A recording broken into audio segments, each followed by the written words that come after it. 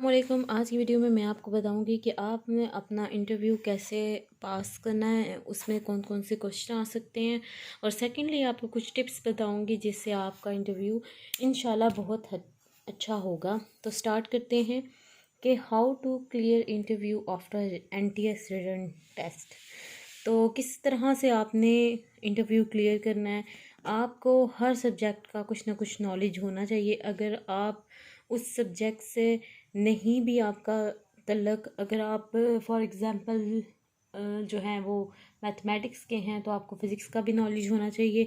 इसी तरह से मैं आपको बताती चलूँ कि आपके इन सब कैटेगरीज़ में से क्वेश्चंस पूछे जा सकते हैं। General knowledge, current affairs, general science, Urdu, mathematics, English grammar, Pakistan affair और कश्मीर अफेयर्स, हिस्ट्री और इस्लामिक स्टडीज़।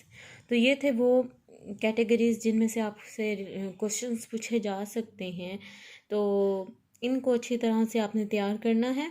इनमें से इस्लामिक स्टडीज़ और जनरल नॉलेज ऑफ AJK यानी कि कश्मीर अफेयर्स, ये मेरे दो कैटेगरीज़ मेरे पेज पे, मेरे यूट्यूब चैनल पे अपलोड हैं। आप वहाँ से इसको देख सकते हैं। उसके अलावा मैं आपको कुछ टिप्स बताना चाहती हूँ जिससे आपको इंटरव्यू में आसानी होगी।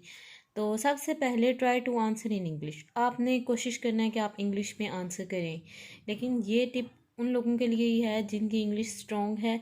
अगर इंग्लिश स्ट्रॉन्ग नहीं है तो आप उर्दू में ही बात करें। अगर आपको पता है कि आप बोल सकते हैं तो आपको इंग्लिश ही यूज़ करनी चाहिए। दूसरी बात है your appearance. Appearance mean to say how you are looking, मतलब उस टाइम आप कैसे दिख रहे होंगे, हाउ यू लुक।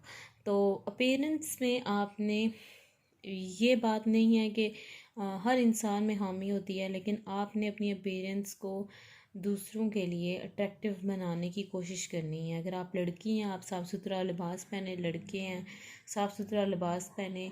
जो इस्लाम के अंदर चीज़ें आती हैं कि किस तरह से आपने ड्रेसिंग करनी है उसको फॉलो करें, लेकिन अपीयरेंस अपनी अच्छी बनाने की कोशिश करें। आप हिजाब रख सकते हैं अच्छी तरीके से, आप जो है वो अपने आप को ग्रूम करें। तो ये चीज़ बहुत ज़रूरी है कि अपनी ग्रूमिंग होनी चाहिए। उसके बाद है कॉन्फिडेंस। कॉन्फिडेंस जो है वो बहुत ज़्यादा ज़रूरी होता है। अगर आप किसी इंटरव्यू में हैं और आप रिलैक्स नहीं हैं, आपकी थॉट्स जो हैं वो एक दूसरे के साथ मिक्स हो रही हैं, आपको बात करने में मसला आ रहा है, तो वो आपको लैक ऑफ कॉन्फिडेंस की वजह से हो रहा है। आपको कॉन्फिडेंस होना चाहिए खुद में, खुद के नॉलेज में, जो आपने प्रिपरेशन की है।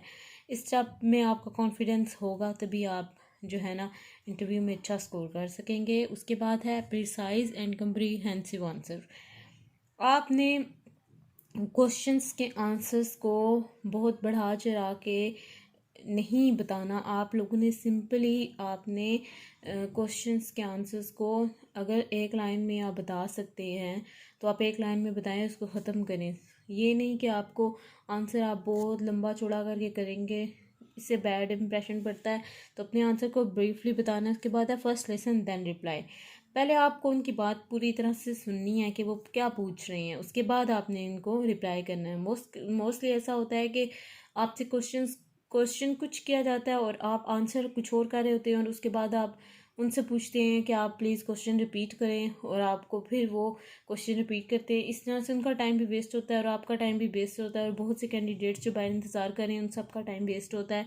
इसलिए आपने कोशिश करनी है कि आपने उनको ब्रीफली रिप्लाई करना है, छोटे से छोटा आंसर, लेकिन उसमें उस क्वेश्चन का आंसर मुकम्मल हो, इतनी उसकी लेंथ होनी चाहिए।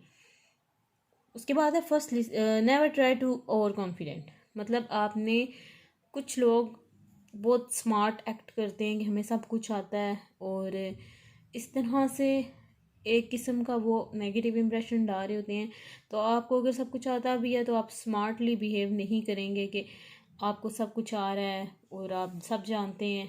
इस तरह से भी बैड इंप्रेशन पड़ता है। रिलैक्स होकर क्वेश्चन सुनना है और रिलैक्स होकर आंसर देना है। Never try to prove interviewer wrong. जो आपका इंटरव्यू ले रहा है उसको आपने रॉन्ग नहीं करने की कोशिश करनी।